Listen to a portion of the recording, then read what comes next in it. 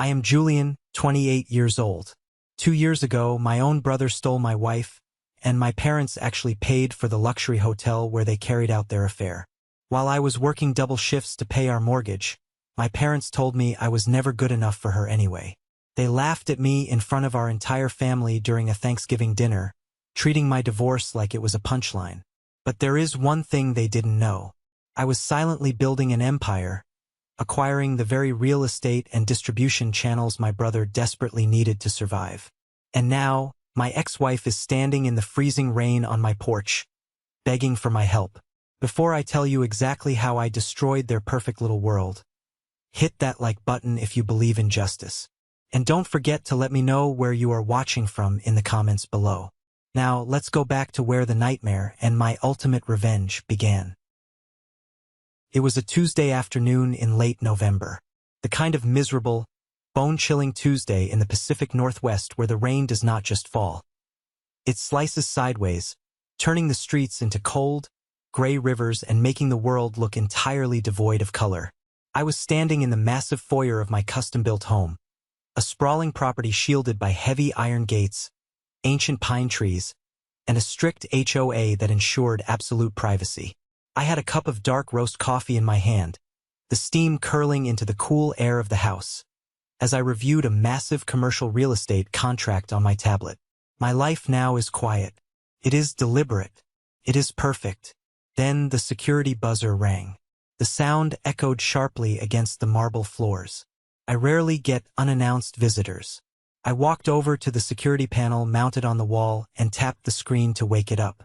The high-definition camera feed flickered slightly through the heavy downpour, but the image was unmistakable. It hit me like a physical blow to the chest, stealing the breath from my lungs for a fraction of a second. Standing right outside my front gate, drenched to the very bone, was Chloe, my ex-wife. Her expensive designer trench coat, a coat I had purchased for her 3rd anniversary, gift by working overtime for 3 months straight, was soaked dark and plastered to her shivering frame. Her hair, which she used to spend hours styling every single morning, hung in wet, pathetic strands across her face. Her makeup was running down her cheeks in dark, muddy streaks. But the real shock, the thing that made my grip tighten on my coffee mug until my knuckles turned white, was not her sudden, tragic appearance. It was the bundle she was clutching desperately to her chest, wrapped in a faded blue blanket to shield it from the wind and rain. A baby. I stared at the screen, my heart beating a slow, heavy rhythm against my ribs. 2 years ago, the mere sight of her shedding a single tear would have ripped my heart out of my chest. 2 years ago, I would have thrown the front doors open, run out into the freezing storm without a jacket, wrapped her in my arms, and moved heaven and earth to fix whatever had broken her. I was a man completely, foolishly, blindly in love. But the man who loved Chloe died a very violent, sudden death the day I caught her in our marital bed, tangled in the sheets with my own flesh and blood. I pressed the intercom button. The metallic click echoed loudly in the large, empty hallway. "What do you want, Chloe?" My voice was entirely flat, completely devoid of any of the warmth, love, or even anger I used to reserve for her. It was the voice of a stranger. She flinched at the sound of my voice coming through the speaker pillar in the rain. "Julian, please." Her voice cracked, a desperate, raspy sound cutting through the static and the sound of the storm. "Caleb left me. He took everything. The bank took the house, the lawyer drained the rest of our accounts for the lawsuit. I do not have a single dollar to my name, Julian. I have not eaten since yesterday. Please, just let me in. It is freezing out here, and the baby is sick." I watched her on the monitor. I watched the woman who had shattered my world, who had conspired with the very people who were supposed to love me unconditionally, just to leave me with absolutely nothing. I thought about the days I spent sleeping on the floor of a rented storage unit, wondering why I wasn't enough. I thought about the absolute humiliation of my divorce, the way she smirked across the mediation table while demanding half of my meager salary. "Call my brother?" I said coldly, my voice steady and unyielding. "It is his mess, not mine. You chose him. Go find him." "He won't answer the phone," she sobbed, holding the baby up slightly, almost offering the child to the camera as if using the infant as a human shield against my indifference. Julian, please, I have nowhere else to go.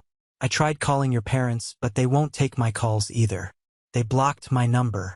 I know I ruined everything. I know I broke your heart. I know I do not deserve an ounce of your forgiveness. But I am begging you, Julian. Look at me. Please, just open the gate. I took a slow sip of my coffee. The rich, dark roast tasted exceptionally good today. The warmth of the mug seeped into my hands, a stark contrast to the freezing misery she was experiencing on the other side of the iron bars.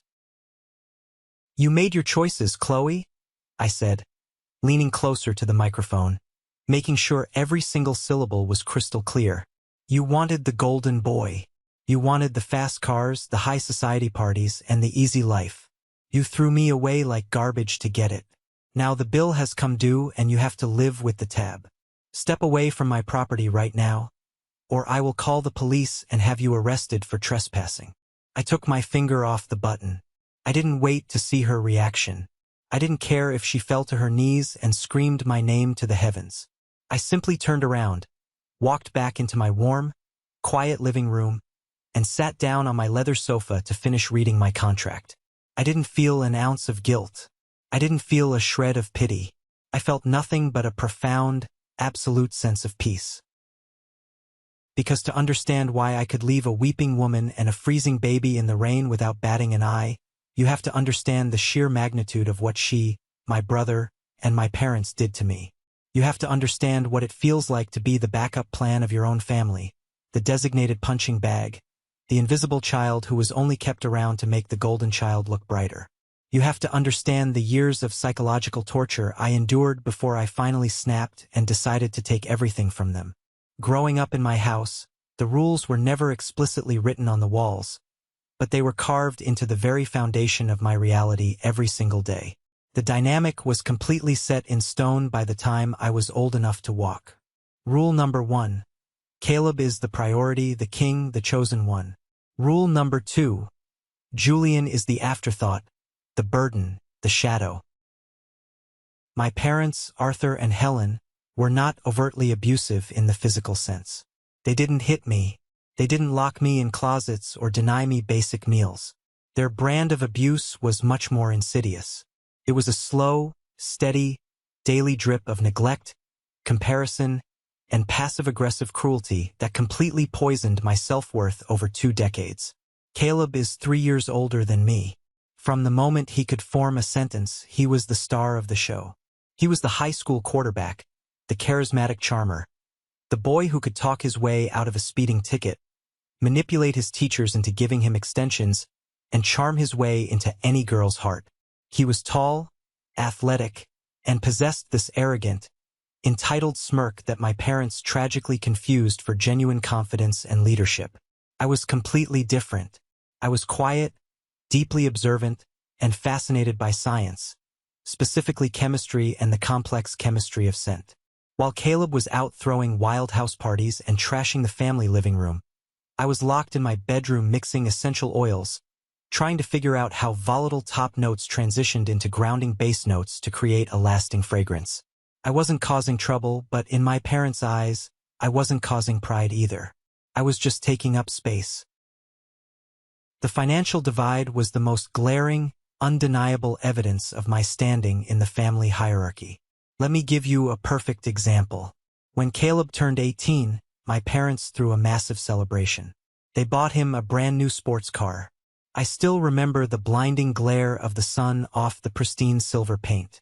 They tied a massive, obnoxious red bow to the hood and invited half the neighborhood, all their country club friends, and our entire extended family over for a catered barbecue. They treated his entry into adulthood like the crowning of a prince. When I turned 18, there was no party. There was no car. It was a Tuesday. My mother handed me a $20 gift card to Walmart, patted me on the shoulder, and told me I needed to start looking for a part-time job to pay for my own gas if I expected to drive her 10-year-old minivan to school. I remember standing in the kitchen, holding that cheap piece of plastic, feeling a lump of humiliation so large in my throat I could barely swallow. When it came time for college, the disparity evolved from a gaping chasm into a total betrayal. My parents proudly announced at a Thanksgiving dinner, in front of all my aunts and uncles, that they had fully funded Caleb's prestigious business degree. They drained a massive chunk of their life savings and took out a second mortgage to ensure their golden boy wouldn't have a single dime of student debt weighing him down. They claimed it was an investment in the family's future. A few years later, I sat them down at that exact same mahogany dining table. I nervously slid an envelope across the wood. It was my acceptance letter to one of the top-tier chemical engineering programs in the country. I had worked tirelessly, pulling straight A's, just praying it would finally make them look at me with the same pride they reserved for Caleb. My father didn't even put down his newspaper. He glanced at the letter over his reading glasses, sighed heavily, and took a sip of his coffee. "That is nice, Julian," Arthur said, his tone flat and utterly dismissive. "But you know we spent the college fund on your brother. We are tapped out. You are going to have to take out student loans. Or maybe look into the local community college first. Chemistry isn't exactly a lucrative career path anyway." I didn't argue. I didn't scream. I had learned long ago that fighting for my parents' affection or resources was a losing battle that only resulted in me being labeled difficult and jealous. So I took out the massive loans. I worked the graveyard shifts at a local diner, serving drunk college kids pancakes at 3 in the morning just to pay for my textbooks. I ground my way through 4 grueling years of university, entirely on my own dime, fueled by a desperate need to prove them wrong. Then, during my senior year, I met Chloe. She was a marketing major. She was radiant, full of life, and had this infectious, loud laugh that made me feel like I was the most important person in the world. For a guy who had spent his entire life being invisible, her undivided attention was an addictive drug. I fell hard and fast. She made me feel seen. We dated for 3 years after graduation. When I finally landed a solid, respectable job as a junior formulator at a boutique fragrance house, I decided it was time. I used every penny of my meager savings to buy her the best diamond ring I could possibly afford. Our wedding was a modest, budget-conscious affair, mostly because I paid for the entire thing myself. My parents contributed absolutely nothing to the budget. In fact, Helen spent the entire reception walking from table to table, loudly complaining to my friends about the rustic venue, the quality of the catered chicken, and the absolute disgrace of not having an open bar. But the worst part of the night, the moment that should have been a massive red flag waving in my face, was Caleb. Caleb had recently launched a tech startup, funded entirely by a massive, high-interest loan my parents had foolishly co-signed for him. He strutted around my wedding reception wearing a custom Italian suit, acting like he was the groom. He commanded the room, loud and obnoxious. During the toasts, he stood up, grabbed the microphone, raised his glass of cheap champagne, and looked directly at my new wife. "To Chloe," Caleb announced, his voice booming over the speakers, echoing off the wooden rafters. A genuinely beautiful woman who somehow, against all logic, settled for the quiet guy in the corner. "Listen, Chloe, if you ever get bored of Julian's little chemistry sets and quiet nights at home, you know where to find a real adventure." He winked at her. Half the room, mostly my family, laughed out loud.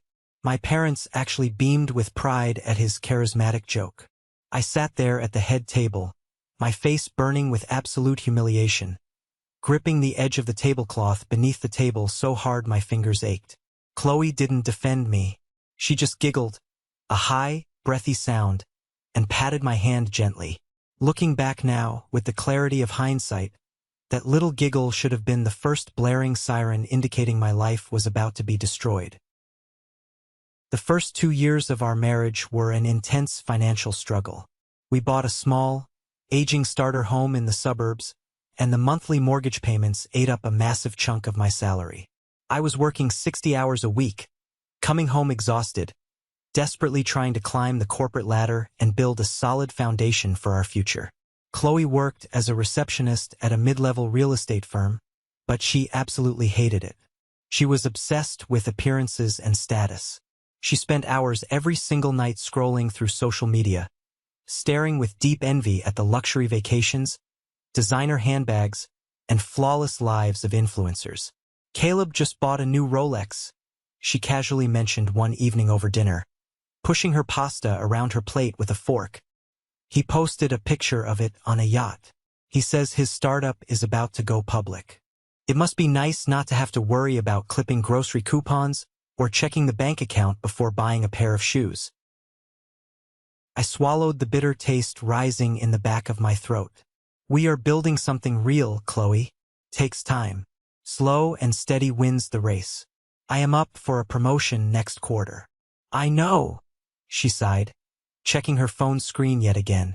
It just feels like we are always waiting for our life to actually start. Slowly, insidiously, Caleb started coming around our house more often. He would drop by unannounced on a Tuesday evening or a Saturday afternoon, claiming he was just in the neighborhood, on his way home from important business meetings. He always showed up wearing overpowering, expensive cologne, flashing his new watch, and bringing bottles of expensive imported wine that he knew I could never afford on my salary. He would sit right in the middle of my living room, completely dominating the conversation with wild tales of venture capital meetings and VIP parties, while Chloe sat on the edge of her seat, hanging on his every single word like he was a prophet. I told myself I was just being insecure. I told myself that my childhood trauma, the years of feeling inferior, was making me paranoid and deeply uncharitable. I tried to convince myself that Caleb was my brother, blood of my blood, and Chloe was my devoted wife who stood at the altar and swore vows to me. They were just getting along. It was good that my family liked my wife. I was a complete, utter fool. The breaking point of my entire existence did not arrive with a loud crash or a dramatic confession. It slithered into my life through a casual, completely offhand comment made on a bright Saturday afternoon. Chloe was out of the house. She had told me she was going shopping with her sister in the city and would be gone all day. I was enjoying a rare day off, doing some minor repairs around the house. Around noon, the doorbell rang. It was Sarah, Chloe's best friend since college. She was just dropping by to return a heavy ceramic baking dish she had borrowed a week prior for a potluck. Since I was taking a break anyway, I invited Sarah into the kitchen for a quick cup of coffee. We were standing near the island, chatting amiably about the neighborhood, the weather, and some petty drama going on with the local HOA board, when Sarah suddenly stopped talking. She leaned in slightly, wrinkling her nose, and sniffed the air near my shoulder. "Julian, did you change your cologne recently?" she asked, looking genuinely curious. I frowned, setting my coffee mug down. As a professional perfumer, scent is my entire livelihood. My sense of smell is highly trained, and I am incredibly particular about what I wear. I always wore a very specific, highly refined, subtle blend of cedarwood, vetiver, and bergamot that I had custom-mixed myself. It was light, professional, and unique. "No," I replied, shaking my head. "Same formula I've worn for the last 3 years. Why do you ask?" Sarah looked deeply confused, tilting her head. "That is so weird. When Chloe and I grabbed lunch yesterday afternoon, she smelled completely different. She wasn't wearing that light floral perfume you made for her birthday. She smelled like this really heavy, aggressive, musky scent, almost like a cheap, overpowering men's cologne. It was so strong it gave me a headache. I actually teased her about it, asking if she was wearing your test samples, and she got super defensive and snapped at me to mind my own business. My blood literally turned to ice water in my veins. A heavy, aggressive, musky men's scent. Caleb wore a very specific, highly commercial, overly aggressive cologne.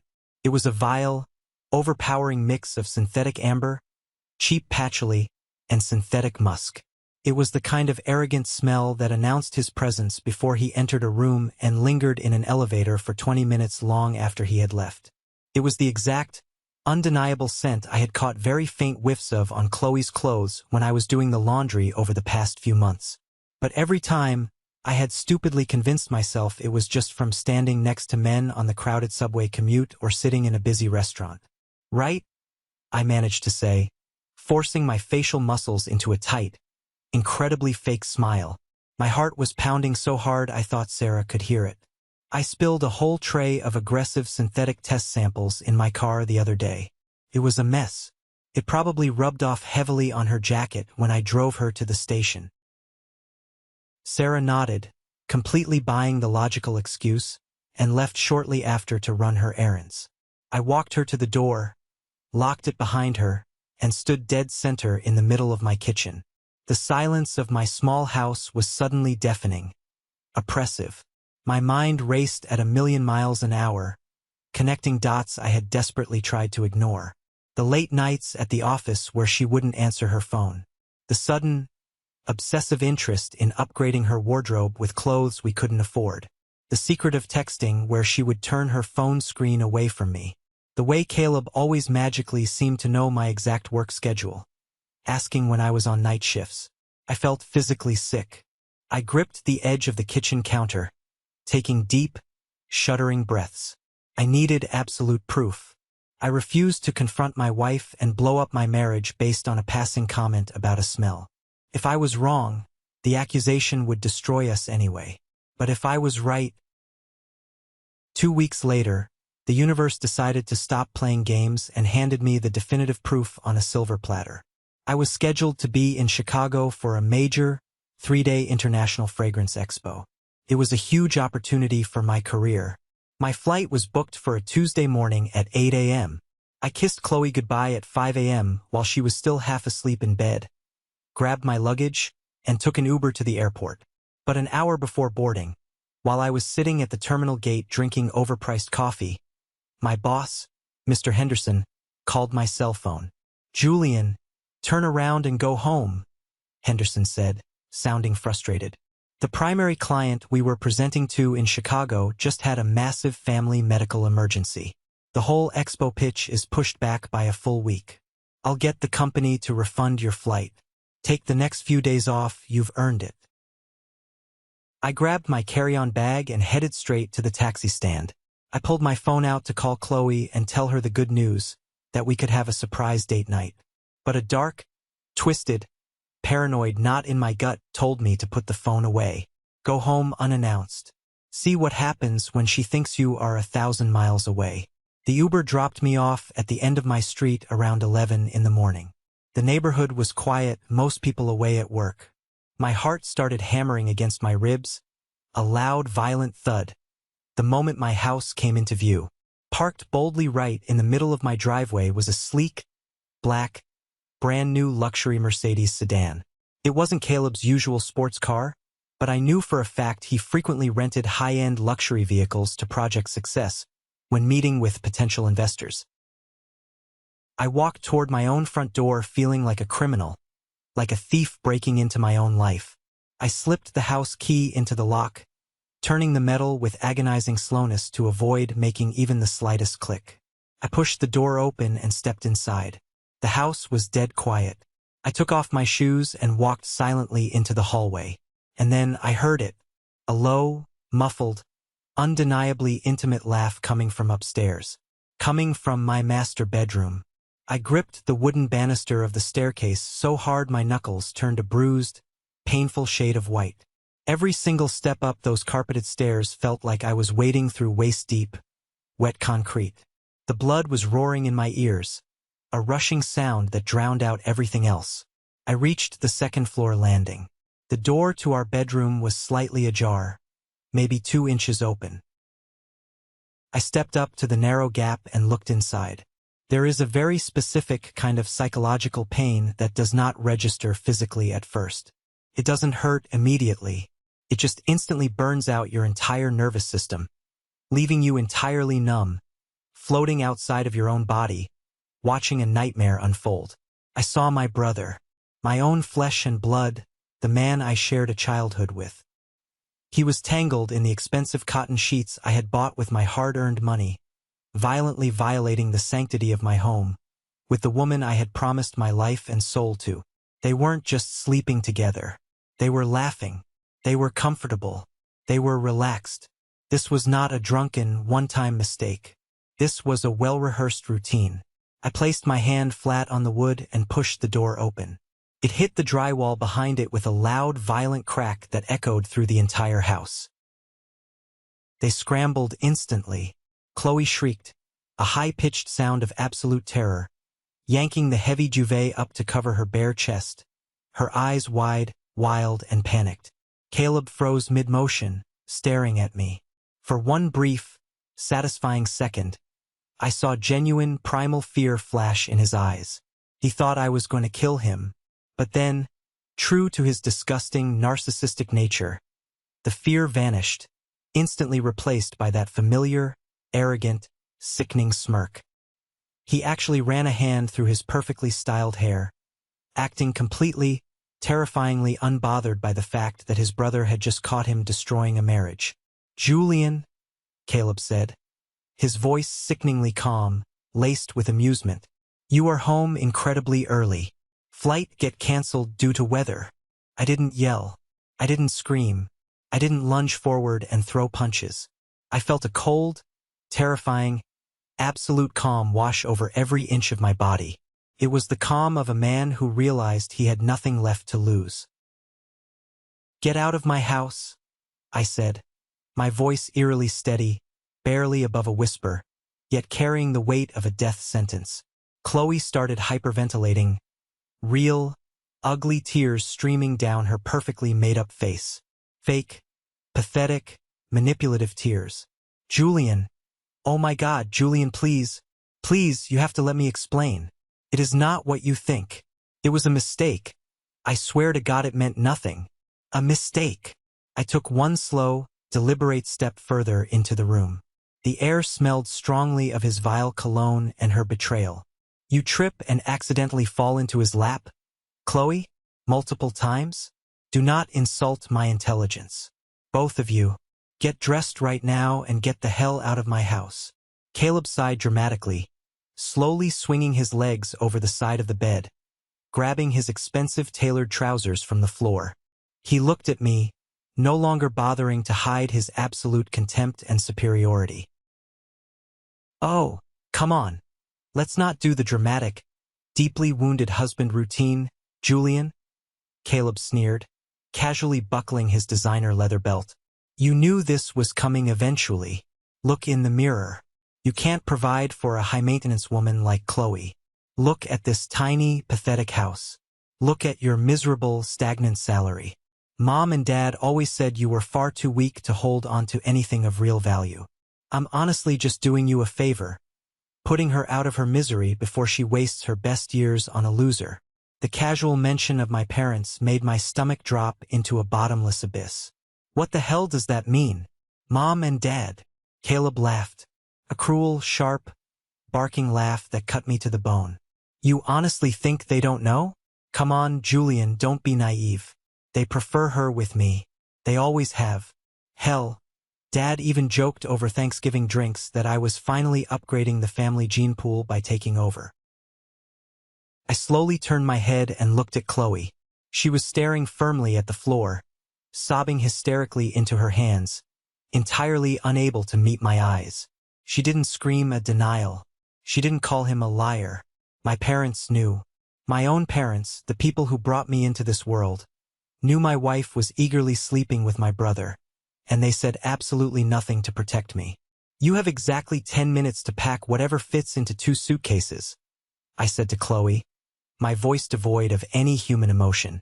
"Whatever is left in this house after today goes directly into a rented dumpster. And Caleb, if I ever see your face near my property again, I won't just tell you to leave. I will break every bone in your body." I turned my back on them, refusing to give them the satisfaction of seeing the tears forming in my eyes. I walked downstairs with heavy, deliberate steps. I sat in the living room, staring blankly at a dead television screen, listening to the frantic, panicked sounds of packing above me. When the front door finally clicked shut 20 minutes later, leaving me completely, utterly alone in the crushing silence, I didn't cry. I pulled my cell phone from my pocket, my hands shaking slightly, and dialed my mother's number. The phone rang 3 times before Helen answered.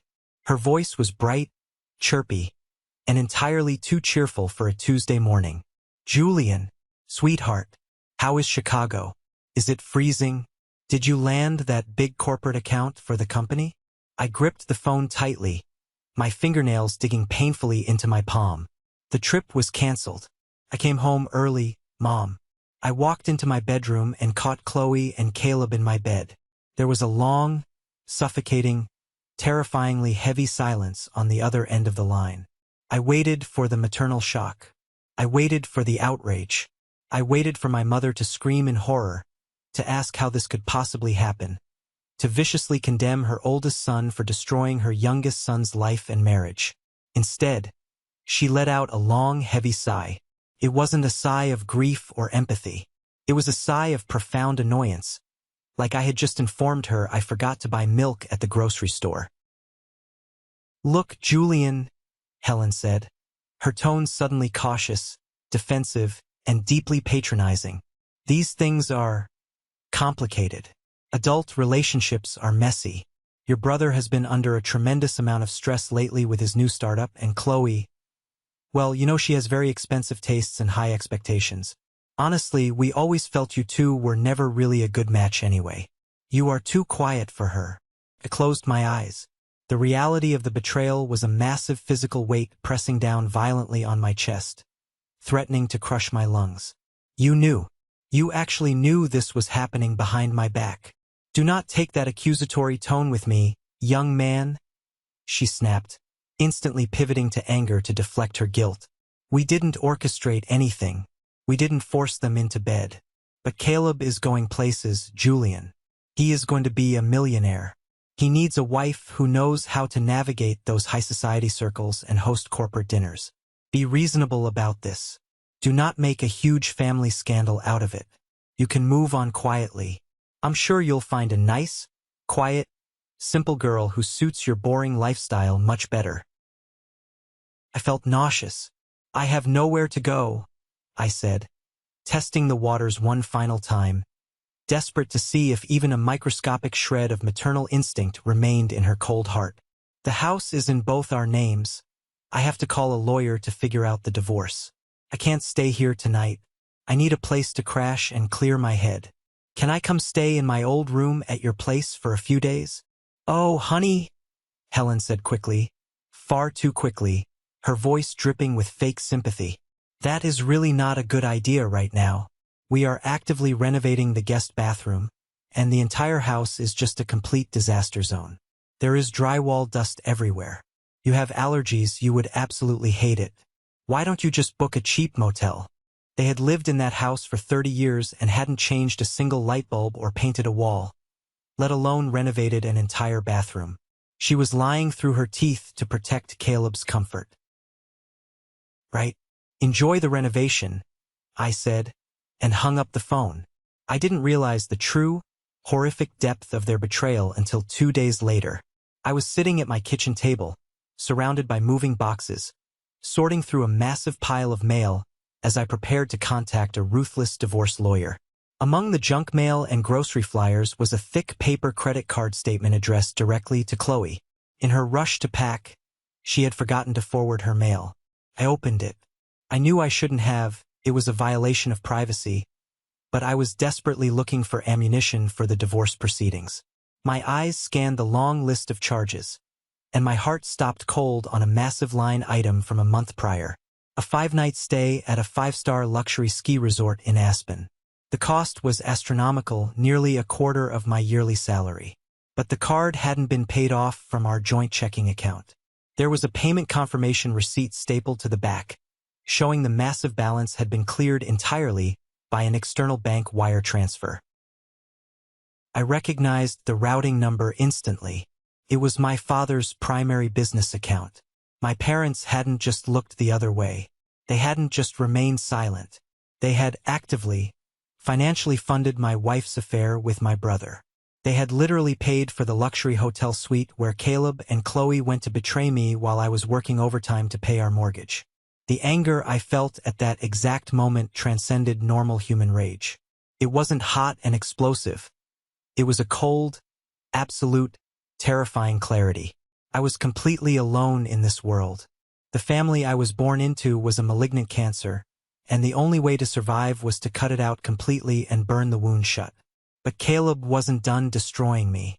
He wanted total annihilation. On Monday morning, I walked into the laboratory at my company, ready to bury myself in complex chemical formulas and forget my life existed. Instead, before I even put on my lab coat, I was called into the glass office of Mr. Henderson, the director of operations. He wouldn't look me in the eye. He stared fixedly at a pen on his desk. "Julian, take a seat," Mr. Henderson said, his voice tight. He shuffled some termination paperwork nervously. "I'll get straight to the painful point. We are letting you go. Effective immediately. HR is packing your desk." I stared at him in absolute shock, the room spinning slightly. "What? Why? I have increased our successful market formulations by 30% this quarter alone. My performance reviews have been flawless for 3 years. I was supposed to get a promotion next month." Henderson sighed, rubbing his temples, looking genuinely pained but resolute. "It is not about your performance, Julian. You are a brilliant formulator. It is about corporate optics and survival. We just secured a massive, multi-million-dollar investment from a major venture capital group to expand our manufacturing." He paused, swallowing hard. Caleb's venture capital group. He personally made it very, very clear to the board of directors that his firm will pull the funding entirely and publicly ruin our reputation if you remain on the payroll in any capacity. "I am so sorry, Julian. My hands are tied. It is strictly business." My own brother had used his startup's newly acquired capital to maliciously strong-arm my boss into firing me. He wanted me completely broken. He wanted me financially ruined. He wanted me begging on my knees for scraps. I left the corporate building carrying a small, pathetic cardboard box containing a mug and a few desk plants. I sat in my car in the parking lot and called David, my best friend since our freshman year of college. The guy who stood as my best man at my wedding. I needed a drink. I needed a couch to sleep on while I figured out the divorce logistics and applied for unemployment. David answered on the second ring, his voice low and hesitant. "Hey, Jules. Listen, man. I heard what happened with Chloe. It's wild. I'm so sorry. Can I come over, Dave? I just got fired." Caleb threatened Henderson. "I am losing my mind." David cleared his throat nervously, the sound of a coward preparing to run. "Actually, Julian, that is kind of what I wanted to talk to you about. Caleb reached out to me yesterday afternoon. He offered me a senior director position at his new tech firm. It's double my current salary, plus stock options.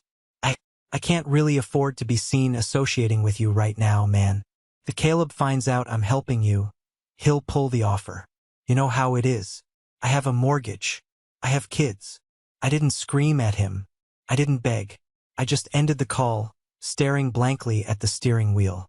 In the span of 5 agonizing days, I had lost my wife, my family, my career, my income, and my best friend. I was sitting alone in a hot asphalt parking lot, holding a box of cheap office supplies, utterly eradicated from my own life. They expected me to fold. They expected the quiet, invisible backup child to finally fade away into total obscurity, ruined, depressed, and permanently defeated. They expected me to become a tragic, pathetic cautionary tale they could whisper about at dinner parties to make Caleb look even more powerful and successful by comparison. Instead, gripping that steering wheel until my hands cramped, I made a silent, unbreakable vow. I wasn't going to shed another tear. I wasn't going to ask a single soul for help. I was going to take the tiny severance package Henderson gave me. I was going to finalize the divorce, and I was going to build a machine of absolute, undeniable destruction. I was going to take everything from them. I thought the worst part of my life was finally over. I was so incredibly wrong, because the journey I was about to embark on would set the stage for the most explosive, devastating confrontation of my entire life. The 2 years immediately following my divorce and my brutal termination from the only career I had ever known were, without a doubt, the darkest, most grueling and isolating days of my entire life. I took the pathetic, insulting severance check that Mr. Henderson handed me, combined it with the absolute pennies I received from selling my half of the marital home to my cheating brother, and I completely vanished from their world. I changed my phone number. I deleted all my social media. I blocked my parents' emails. I blocked Caleb. I blocked every single mutual friend or extended family member who dared to reach out on their behalf to tell me to be the bigger person. There was no bigger person anymore. There was only survival. I rented a freezing, windowless industrial unit in a rundown commercial real estate park on the absolute desolate edge of the city. There was no central heating. The concrete floor was perpetually damp, and the air always smelled faintly of motor oil from the mechanic shop next door. I slept on a cheap air mattress surrounded by massive plastic drums of ethanol, raw essential oils, and highly volatile synthetic aromatics. I poured every waking second, every ounce of my broken heart, and every fraction of my sanity into my craft. I was a man possessed by the singular, burning, obsessive desire to build a massive empire out of the ashes they had so casually left behind. I was going to create a luxury fragrance brand that would completely dominate the market. While I was freezing in a warehouse, wearing 3 layers of thrift store sweaters just to keep my hands steady enough to mix my formulas, Caleb was aggressively, shamelessly living the lie. Through the unavoidable industry grapevine, I heard exactly what was happening with his so-called brilliant tech startup. It was bleeding cash at an unprecedented rate. He had massively overpromised on his software capabilities to his board of directors and was actively facing a devastating lawsuit from his primary investors for breach of contract and financial negligence. But Caleb, being the ultimate textbook narcissist, doubled down on the grand illusion of success. He absolutely refused to cut his lavish lifestyle. He and Chloe were renting a sprawling luxury penthouse downtown that cost more per month than most people make in a year. He was driving a bright yellow Lamborghini that I knew for an absolute fact was leased at an exorbitant monthly rate he could not afford. He was desperately trying to fake it until he made it, aggressively networking, hoping to lure in a massive new round of venture capital funding before the entire house of cards collapsed and buried him. My parents, completely blind to his impending financial ruin and dazzled by the leased supercar, continued to parade him around their country club as the ultimate American success story. They bragged to anyone who would listen about their genius golden boy, completely erasing my existence from their narrative. My breakthrough did not happen with a loud explosion. It came quietly, and then all at once, like a tidal wave. I spent 12 agonizing months perfecting a highly complex, aggressively masculine fragrance line. It utilized incredibly rare, ethically sourced oud wood, dark amber, and a specifically smoked vanilla note. It was sophisticated, it was dark, and it was utterly intoxicating. Smelled like raw power and old money. I managed to negotiate a deal to get a very small batch of 50 bottles into a high-end, highly exclusive independent boutique in Los Angeles. A week later, Evelyn, a highly respected lifestyle and grooming blogger with millions of affluent, dedicated followers, walked into that specific boutique.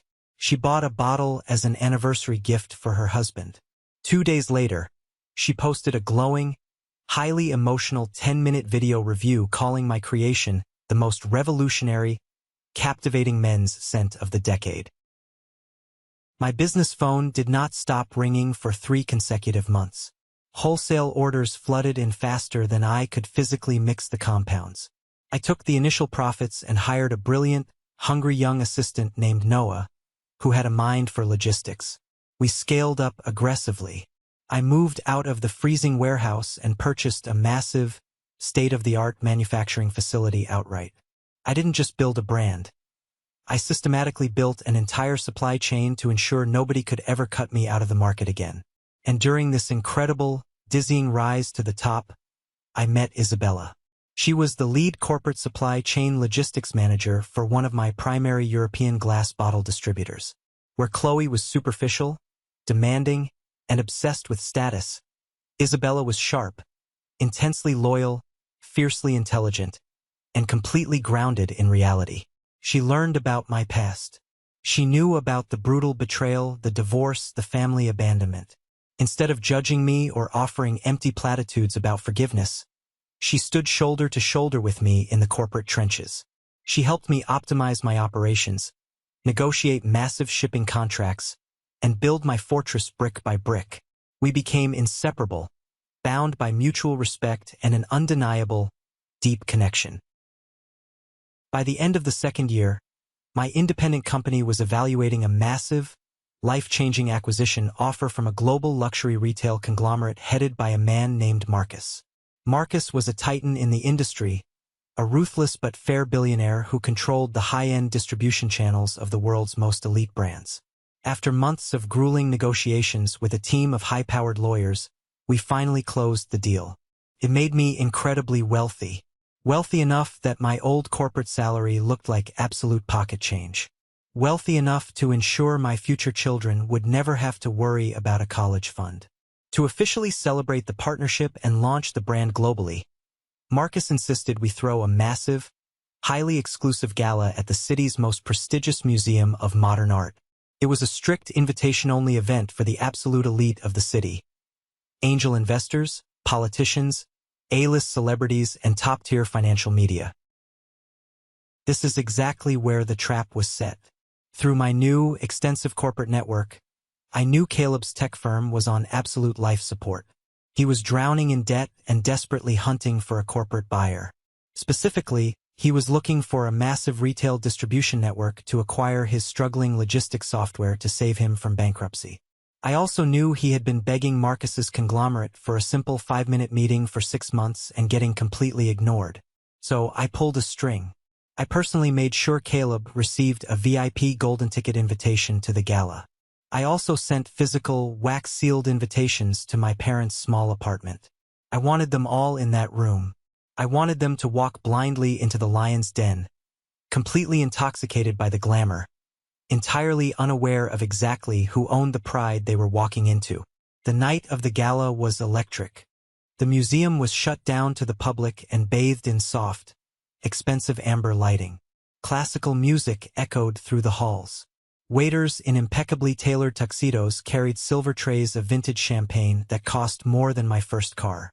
The air smelled strongly of expensive floral arrangements and the deep, rich notes of my signature fragrance. I was standing near the top of the grand marble staircase, wearing a custom-tailored bespoke suit imported from Milan, holding a crystal glass of sparkling water. Isabella was standing next to me, her hand resting gently on my arm, looking absolutely breathtaking in a sleek, elegant black evening gown. At exactly 8 o'clock they arrived. I watched from the shadows of the balcony as the heavy glass front doors opened. Caleb walked in first. He was wearing a flashy, overly tailored velvet jacket that screamed of financial desperation and a desperate need to be noticed. Chloe was clinging tightly to his arm, heavily pregnant, wearing a designer dress that barely fit her swelling figure. Her eyes were darting frantically around the room, desperately cataloging the immense wealth, the jewelry, and the power surrounding her.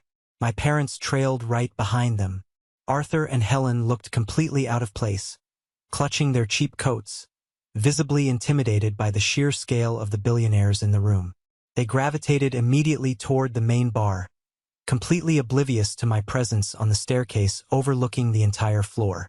Caleb immediately started aggressively networking, practically shoving his cheap business cards into the hands of anyone wearing a Rolex, laughing far too loudly, acting like he owned the entire building. Chloe stood by the bar, ordering expensive imported cocktails on the open tab, looking incredibly bored and exhausted. I took a deep, centering breath, handed my glass to a passing waiter, kissed Isabella gently on the cheek, and walked slowly down the sweeping marble stairs. I timed my approach absolutely perfectly. Caleb was right in the middle of telling a loud, highly exaggerated story about his software to a polite but clearly disinterested hedge fund manager. "Enjoying the vintage champagne, Caleb?" I asked, my voice cutting through his loud, obnoxious laughter like a sharpened blade. Caleb froze mid-sentence. He slowly turned around, his eyes widening slightly as they locked onto my face. He looked me up and down. But because his ego was so incredibly massive, so entirely impenetrable and delusional, he didn't register the $10,000 bespoke suit. He didn't register the absolute, unwavering confidence radiating from my posture. He looked at the prestigious venue, looked at me, and his narcissistic brain automatically jumped to the most insulting, demeaning conclusion possible to protect his fragile reality. "Julian," Caleb laughed, a harsh, incredibly mocking sound. He turned back to the hedge fund manager with a wide grin. "This is my little brother. I haven't seen him in years. Wow, Julian, are you working the catering staff tonight? Or did Marcus just hire you to stand by the front door and check coats for the real guests? Hey, no shame in honest work. It's good to see you finally have a steady job after you got fired. A steady salary is important when you're starting over from nothing." Chloe turned around, her jaw dropping slightly. She looked at me, taking in my immaculate appearance, a flicker of genuine, terrifying confusion crossing her face. My parents, hearing the loud commotion and recognizing my voice, hurried over from the buffet table. Helen gasped loudly, putting a dramatic hand over her chest. "Julian, what on earth are you doing here?" Helen demanded, her voice hushed but venomous, looking around nervously as if my mere presence was a contagious disease that was going to embarrass them in front of the elite. "This is a highly exclusive corporate event. Did you sneak in through the kitchen? Please tell me you aren't going to cause a dramatic scene. Caleb is trying to secure a very important, life-changing meeting with investors tonight. Do not ruin this for him because you are still bitter about the divorce." I looked directly at my mother, the woman who boldly lied about a bathroom renovation to keep her homeless, devastated son out of the freezing rain. I looked at my father, the man who quietly wired thousands of dollars to fund the total destruction of my marriage. "I am not working the catering, Caleb," I said, my voice dangerously calm, devoid of any anger, only absolute certainty. "And I did not sneak in through the kitchen, Mom. I am exactly where I am supposed to be." Caleb rolled his eyes dramatically, taking a large sip of his drink and shaking his head. "Right? Sure you are, buddy. Listen, Jules, I really don't have time to entertain your pathetic underdog complex tonight. I am waiting for Marcus, the billionaire CEO of this entire operation. We are actively discussing a multimillion-dollar software acquisition that will secure my legacy. So why don't you be a good little brother, run along to the kitchens, and fetch me a fresh plate of crab cakes? And maybe grab some napkins. My pregnant wife spilled her drink on the bar." He smirked at me. It was that exact same sickening, arrogant, deeply cruel smirk from the day I caught him in my bed. He felt entirely invincible. He was standing in a room full of billionaires, convinced he was exactly one handshake away from joining their ranks, and completely convinced I was nothing but the dirt to be scraped off his expensive Italian leather shoes. He had absolutely no idea that he had just walked blindly, arrogantly, and directly into the dead center of the minefield. And I held the detonator. The ambient, buzzing noise in the crowded museum seemed to fade into a dull, distant hum in my ears. I stood perfectly still, my posture completely relaxed, letting Caleb's pathetic insults hang in the heavy air between us. I wanted him to feel the absolute, dizzying peak of his arrogance. I wanted him to climb as high as he possibly could up that ladder of delusion before I completely shattered the rungs beneath him. Suddenly, a sharp, incredibly commanding voice rang out over the main high-fidelity speaker system, echoing powerfully off the high, vaulted ceilings of the museum. "Ladies and gentlemen, esteemed guests, if I could please have your undivided attention near the main stage." The massive crowd murmured in anticipation and began to shift naturally toward the center of the room, where a brightly lit platform had been erected in front of a priceless modern art installation. Caleb puffed out his chest, aggressively adjusting his velvet lapels and clearing his throat. "That's Marcus," Caleb said, turning to Chloe with a greedy, feverish gleam in his eye. "He completely ignored me. Watch and learn, Julian. Pay attention. This is how real corporate business is done by the big players." Caleb confidently, almost aggressively, pushed his way through the crowd of billionaires and socialites, dragging Chloe by the hand and waving for my parents to follow him closely toward the absolute front of the stage. He wanted to be seen. I followed them slowly at my own measured pace. Isabella emerged from the crowd and slipped her warm hand seamlessly into mine. We stood just to the side of the main platform, partially obscured by a massive, extravagant floral arrangement, waiting in the wings. Marcus stepped up confidently to the microphone. He was an older, incredibly distinguished man with silver hair and a meticulously tailored charcoal suit that commanded absolute authority. The entire room of powerful people fell completely, respectfully silent. "Thank you all for joining us tonight in this truly magnificent venue," Marcus began, his voice smooth, powerful, and deeply resonant. "Tonight is not just a standard corporate celebration of luxury goods. It is a celebration of immense resilience, of unapologetic brilliance, and of relentless, game-changing innovation.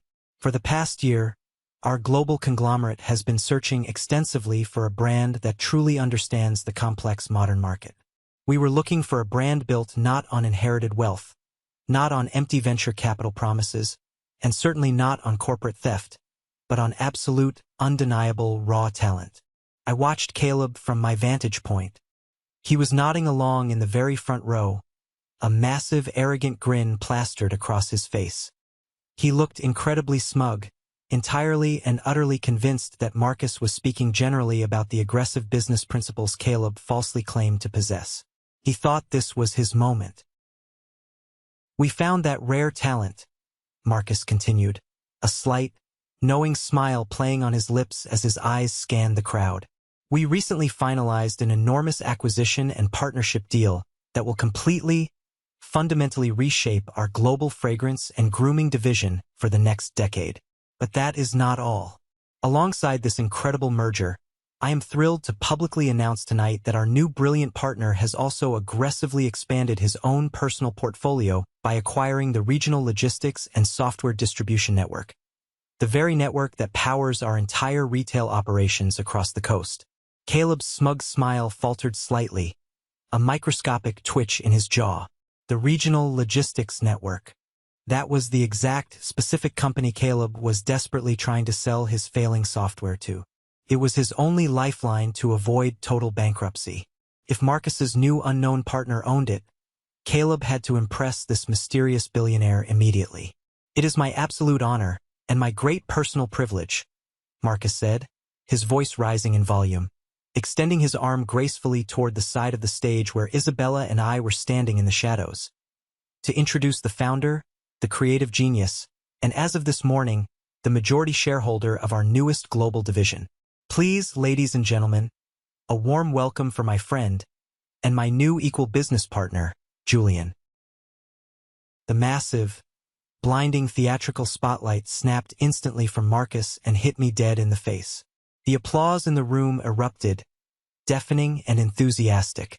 The crowd of elite investors parted respectfully, creating a clear path for me. I let go of Isabella's hand, gave her a brief smile, and walked with slow, deliberate confidence up the 3 short steps onto the stage. I shook Marcus's hand firmly, leaning in for a brief, professional embrace.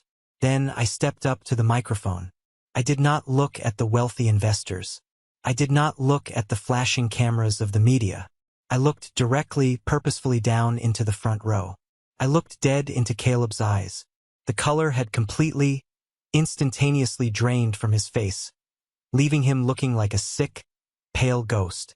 His jaw was literally slack, hanging open in utter disbelief. His eyes were wide, darting frantically between me standing behind the podium, the microphone, and Marcus, as if his brain was violently, physically rejecting the reality of the situation unfolding before him. Chloe looked like she had just been physically struck by a speeding truck. She gripped Caleb's arm so tightly her knuckles were stark white, her mouth opening and closing rapidly like a fish out of water, without a single sound coming out. My parents looked utterly, fundamentally terrified. Arthur's face was ashen, his hands trembling visibly at his sides. Helen was shaking violently, staring up at me as if I were a vengeful demon that had returned from the absolute depths of hell to demand their souls. "Thank you, Marcus, for that incredibly generous introduction," I said into the microphone, my voice perfectly steady, amplified with crystal clarity across the massive room. It is truly incredible to stand here tonight among so many titans of industry. Building this empire was not an easy journey. Exactly 2 years ago, I lost absolutely everything. My career, my home, my entire financial foundation, and my marriage. I was told repeatedly by the very people closest to me that I was weak. I was told I could never provide for a family. I was told that my passions were worthless and that I was nothing more than a backup plan. I saw Caleb physically shrink back into the dense crowd. He was sweating profusely now, the arrogant facade completely shattered into a million irreparable pieces. But during those dark days, I learned a very valuable, fundamental lesson about corporate investments. I continued, my eyes locked onto my trembling brother, ensuring he felt every single word like a physical blow. I learned that you should never, ever invest in toxic, bad assets. For example, overvalued, poorly managed tech startups built entirely on predatory bank loans, massive ego, and stolen ideas. In fact, as the new owner of the regional logistics network, my very first executive decision this afternoon was to permanently and irrevocably terminate all acquisition talks with a failing local firm that has been begging us for a financial bailout. The crowd went dead silent. The tension was palpable.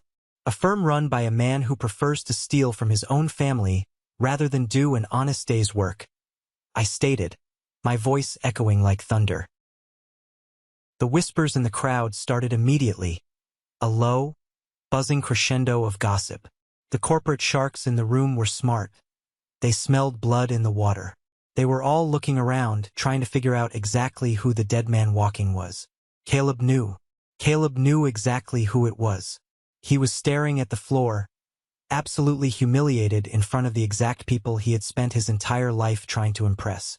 I am standing here tonight to prove, definitively, that absolute integrity, unbreakable resilience, and relentless hard work will always, inevitably outlast arrogance, manipulation, and deceit. I concluded, gripping the edges of the podium. Please, enjoy the vintage champagne. Enjoy the beautiful evening. And to my family standing right there in the front row, I sincerely hope you enjoy the crab cakes. I stepped back from the microphone. The applause erupted again, but it was a completely different kind of applause. It wasn't polite corporate clapping. It was the sound of absolute, unquestionable victory. It was the sound of a king reclaiming his stolen throne. Let's pause for a moment. Thank you for staying with me this far, you're truly amazing. Please help me by liking the video and commenting the number 1 below so I know you've been here with me until this point. This not only helps more people discover this story, but also lets me know that my experiences mean something to someone. Your support is the greatest motivation for me to keep sharing the rest of this journey. As I walked down the stage steps, the crowd immediately swarmed me. Congratulations, firm handshakes, business cards thrust into my hands. But out of the corner of my eye, through the sea of expensive suits, I saw the exact, beautiful moment the private security team approached Caleb. Marcus did not tolerate uninvited drama, frauds, or liabilities at his highly publicized events. 2 massive, imposing men in black suits flanked my brother, stepping into his personal space, speaking quietly but incredibly aggressively into his ear. Caleb tried to argue. He pointed a shaking finger at me, his face turning a furious, ugly, mottled shade of red. He was shouting something about being my brother, demanding respect. But the security guards didn't care about his lineage. They simply grabbed his arms with practiced force and began forcibly escorting him backward, marching him rapidly toward the service exit near the kitchens. Chloe stumbled awkwardly behind him in her painful designer heels, crying hysterically, trying desperately to hide her face behind her purse from the flashing cameras of the media photographers who had instantly sensed a massive, juicy scandal. It was, without a shadow of a doubt, the most beautiful, deeply satisfying thing I had ever witnessed in my entire life. As the heavy service doors swung shut, officially ejecting Caleb and Chloe into the cold, unforgiving alleyway behind the museum, the immediate aftermath inside the gala was chaotic. The corporate vultures were already texting their brokers, ensuring no one touched Caleb's tech firm with a 10-foot pole. His reputation, his entire fragile identity built on the perception of success, was completely obliterated in less than 5 minutes.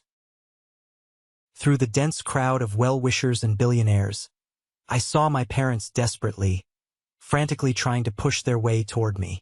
They were acting like drowning victims fighting for a life raft. Helen had thick, black mascara tears streaming down her face. Real tears this time, tears of absolute, unadulterated panic and terror. They had bet their entire lives, their social reputation, their retirement fund, and their ultimate financial security on the Golden Horse. And the Golden Horse hadn't just broken its leg out of the starting gate. It had completely exploded on the track. Julian, please wait, Helen cried out, practically shoving a wealthy investor aside to reach me. She grabbed my arm with a desperate, claw-like grip. We need to talk. You don't understand. Sweetheart. We never wanted any of this to happen. We are so incredibly proud of you. Look at what you've built. Family is family, Julian, you have to talk to us. We can fix this. I stopped walking. I didn't yell. I didn't cause a scene. I looked down at her trembling hand gripping the sleeve of my incredibly expensive suit. I didn't shake it off. I just stared at it, my eyes cold and entirely dead, until the sheer weight of my silent contempt forced her to slowly, nervously pull her hand away. There is no family here, I said, my voice low, sharp, and cold enough to freeze boiling water. I spoke quietly so only she and my pale, trembling father could hear me over the classical music. You funded his affair with my wife.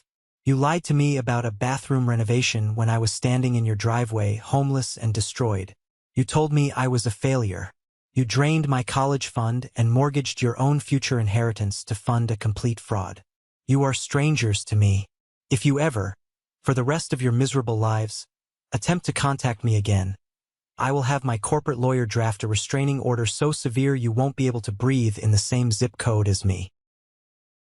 I turned my back on them without waiting for a response, offered my arm to Isabella, and walked away into the crowd of people who actually respected me. I never spoke a single word to my parents again. The fallout from that fateful night was not just severe. It was catastrophic, a swift, brutal, and entirely merciless demolition of the fake life Caleb had built on the ruins of mine. Word spread rapidly and aggressively through the financial sector about my very public, very targeted dismantling of his company.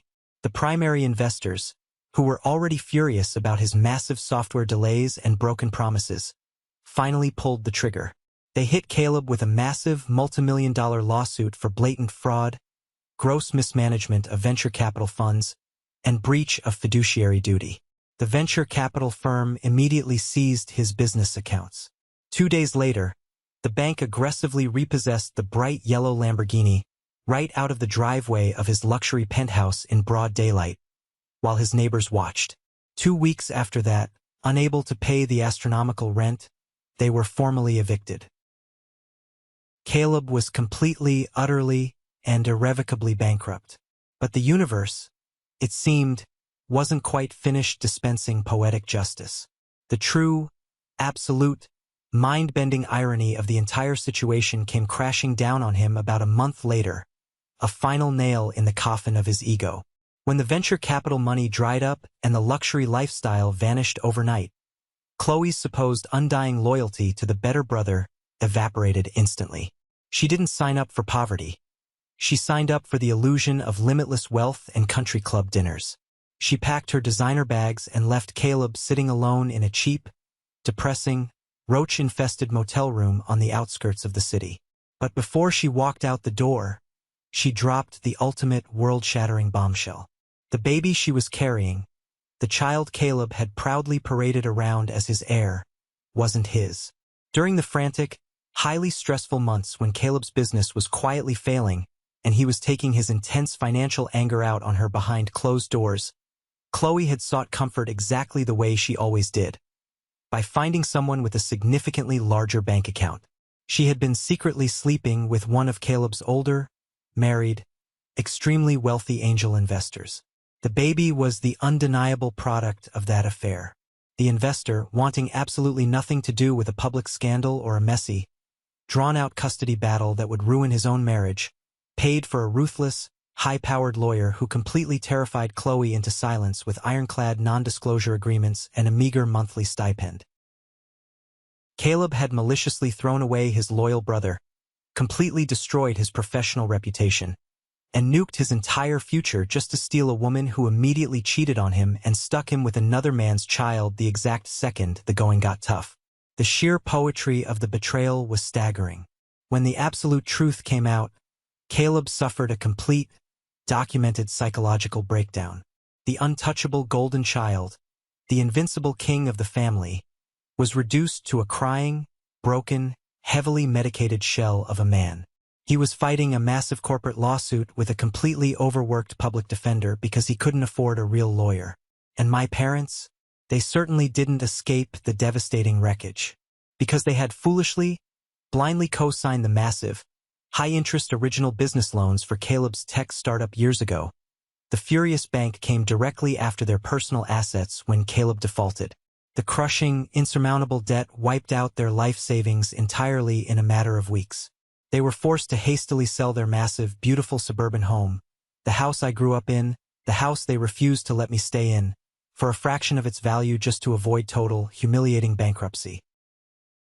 They moved into a cramped, depressing, heavily outdated one-bedroom apartment in a very bad neighborhood with high crime rates. My father, a man who prided himself on his golf handicap, had to come out of retirement and take a grueling, minimum-wage job greeting aggressive customers at a big-box hardware store just to afford basic groceries and his blood pressure medication. Every single time I thought about my mother complaining about the fake dust from the renovation of her guest bathroom, I pictured her sitting in that tiny, suffocating apartment, staring at the peeling wallpaper, deeply realizing she had sacrificed her only honest, loyal son for a complete, utter illusion. It felt like attending the funeral of the people they used to be. I didn't shed a single tear. I didn't mourn them. I felt nothing but the profound satisfaction of a balanced equation. Which brings us all the way back to that freezing, miserable, rainy Tuesday afternoon. Back to the high-definition camera monitor mounted on the wall in my quiet, secure hallway. When Chloe stood on my front porch, drenched in the freezing rain, holding that baby and begging for salvation because the man she cheated on was now refusing to financially support her, she honestly thought she could easily manipulate my empathy. She thought the quiet, loving, deeply insecure Julian, the man who used to buy her flowers and beg for her attention, was still buried somewhere inside me, just waiting to save her. She was completely, fundamentally wrong. I didn't feel anger looking at her pathetic, shivering form through that camera lens. Anger implies you still care. Anger implies they still have emotional power over you. I felt absolute, undeniable, cold indifference. She was a stranger to me, a stranger who had made a bad bet at the casino of life and lost everything. I left her out there in the rain. I didn't hesitate. I walked back to my comfortable leather sofa, picked up my tablet, took a sip of my hot, rich coffee, and calmly finished reading my commercial real estate contract. 10 minutes later, I watched on the secondary cameras as my private security guards politely but firmly escorted her off the property line, threatening to call the police if she returned, and put her in a cab that I did not pay for. I never saw her face again, and I never cared to find out where she went. Today, my life is completely, utterly unrecognizable from the terrifying nightmare I lived just 2 years ago. I am not just surviving. I am thriving on a level they could never even comprehend. My company is an international powerhouse in the luxury market. We just opened our massive, multi-level flagship retail store in London, and we are expanding into the Asian markets next quarter. But the money, the bespoke suits, the exotic cars, the massive gated house, those are just the loud, superficial byproducts of my success. The true, profound success is the absolute peace I feel when I wake up in the morning. The quiet in my mind. Last spring, Isabella and I got married. It wasn't a massive, stressful, chaotic event designed to impress people we didn't care about or to secure corporate deals. We flew to a small, breathtakingly private historic villa in the rolling hills of Tuscany, Italy. It was incredibly intimate. It was just us, her loving and supportive parents, my fiercely loyal assistant Noah, and a very small, tightly knit circle of close friends who had stood by me when I was sleeping on a freezing warehouse floor eating ramen noodles. As I stood there under the warm Italian sun, looking at Isabella, a woman of absolute integrity, fierce loyalty, and profound kindness, I had a moment of profound clarity. I realized that the worst, most devastating thing that had ever happened to me was actually the greatest, most necessary gift the universe could have possibly provided. Caleb didn't steal my wife. He took out the trash. He removed a parasite from my life that would have drained me dry. My parents didn't abandon me. They freed me. They freed me from a lifetime of desperately trying to please people who were fundamentally, psychologically incapable of loving me for who I was. They tried to bury me in the dirt, completely unaware that I was a seed. Through this excruciating journey, I learned the hardest truth of all. Family is not defined by blood. Blood is nothing more than a biological accident of geography. True family is defined by mutual respect, by unwavering loyalty, and by the people who stand with you in the trenches when the entire world is actively trying to tear you down. Setting absolute, unyielding boundaries with toxic people is not an act of cruelty. It is the ultimate, most necessary act of self-preservation. You cannot heal in the exact same toxic environment that broke you, and you absolutely cannot save people who are actively, maliciously trying to drown you just to keep themselves afloat. You have to let them sink. I built a massive, impenetrable fortress, not just of stone, steel, and corporate wealth, but of deeply held personal standards. I no longer tolerate disrespect in any form. I no longer accept the bare minimum from anyone who claims to care about me. I am no longer the backup plan, the afterthought, or the punching bag. I am the sole architect of my own life, and the foundation is finally solid. And if there is anyone out there watching this video right now who is currently sitting in the cold, dark shadow of a golden child, anyone who is being constantly manipulated, belittled, gaslit, or betrayed by the very people who share their last name and their DNA, hear me clearly now. Walk away. You owe them absolutely nothing. You do not owe them your sanity, your finances, or your future. Take your immense pain, channel that absolute, burning rage, and use it as fuel to build something so massive, so undeniably, terrifyingly successful, that it casts a permanent, unavoidable shadow over their entire pathetic existence. The best revenge is not engaging in screaming matches, writing angry letters, or having dramatic confrontations. The absolute best revenge is massive, undeniable success, followed by total, permanent, deafening silence. Let them watch you shine from the absolute bottom of the pit they dug for themselves. Have you ever faced something similar with your own toxic family? Have you ever had to make the agonizing decision to cut ties with the people who were supposed to protect you? You are not alone. Share your story in the comments below. Let's build a community of survivors.